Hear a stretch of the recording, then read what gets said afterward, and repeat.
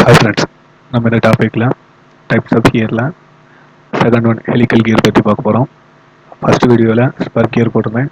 அந்த வீடியோ பார்க்காதவங்க வீடியோ பார்த்துட்டு வந்துடுங்க. ஸ்பர் கியரோட working and advantage and disadvantage போட்டிருந்தேன். அந்த வீடியோ பார்த்துருங்க. இப்போ செகண்ட் ஒன் ஹெலிக்கல் கியர். வாங்க வீடியோக்குள்ளே போகலாம்.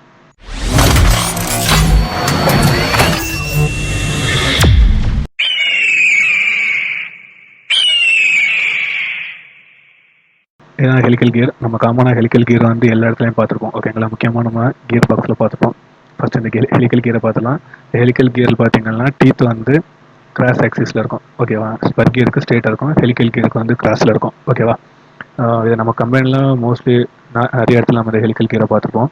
இந்த ஹெலிக்கல் கியர் பார்த்தீங்கன்னா மெயின் பர்பஸ் அப்படின்னு பார்த்தீங்கன்னா இதில் வந்து அதிக லோடை வந்து கேரி பண்ணிக்க முடியும். அதே மாதிரி ஹை ஸ்பீடில் வந்து இந்த ஹெலிக்கல் கியரால் ரொட்டேட் பண்ண முடியும். ஓகேவா, இந்த ஹெலிக்கல் கியரில் வந்து இந்த டீத் வந்து கிராஸில் இருக்கனால அந்த கியரில் மொத்த ஏரியாலையும் ஃபுல்லாக அப்ளை ஆகும். ஓகே, அப்ளை ஆகி ரொட்டேட் ஆகுறதுனால இதில் வந்து வரக்கூடிய நாய்ஸ் இது வந்து கம்மியாக இருக்கும்.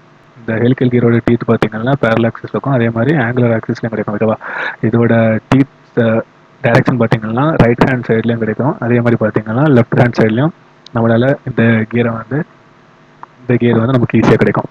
இந்த கியர் வந்து நம்ம மோஸ்ட்லி எங்கே அப்படி அதிகமாக யூஸ் பண்ணுவோம் அப்படின்னு பார்த்தீங்கன்னா gear boxes, printing machines, conveyors, அது இல்லைன்னா எலிவேட்டர்ஸ், அதாவது லிஃப்ட்டு, ஃபேக்ட்ரி ஆட்டோமேஷன்ஸ்.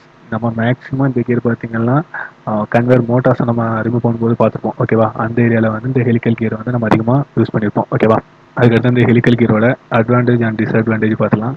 ஹெலிக்கல் கியரோட அட்வான்டேஜ் அப்படின்னு பார்த்தீங்கன்னா நம்ம இந்த ஸ்பர் கியரை கம்பேர் பண்ணுறப்ப இந்த ஹெலிக்கல் கியரோட லோடு கெப்பாசிட்டி, கேரிங் கெப்பாசிட்டி வந்து அதிகமாக இருக்கும். செகண்ட் ஒன் பார்த்தீங்கன்னா இதில் வந்து அதிகப்படியான நாய்ஸ் வராது. அதாவது இந்த ஸ்பர் கியரை கம்பேர் பண்ணுறப்ப இந்த ஹெலிக்கல் கியர் வந்து ஸ்மூத்தாக ரன் ஆகும், நாய்ஸ் வந்து அந்தளவுக்கு இருக்காது. தேர்ட் ஒன் பார்த்தீங்கன்னா குட் ப்ரிசிஷன் ரேட்டிங், அதாவது நல்ல துல்லியமான மதிப்பீடு, அதாவது அக்யூரசி பெஸ்ட்டாக இருக்கும்.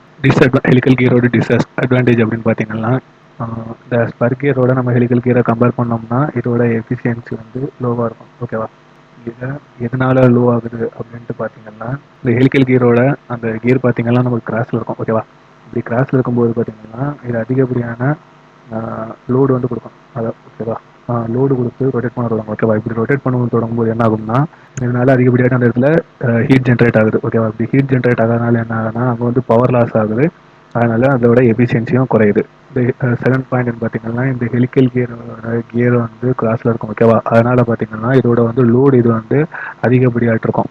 ஓகேவா, அதிகப்படியாக இருக்கும்போது என்ன ஆகும்னா அந்த லோடு வந்து ஃபுல்லாக ஷாஃப்ட்டில் வந்து அப்ளை ஆகும். ஓகேவா, அந்த ஷாஃப்ட் வந்து வீக்காக இருந்துச்சுன்னா குயிக்காக நம்ம ஷாஃப்ட் வந்து டேமேஜ் ஆக தொடங்கும். ஓகேவா, அது வந்து இதில் ஒரு செகண்ட் பாயிண்ட்.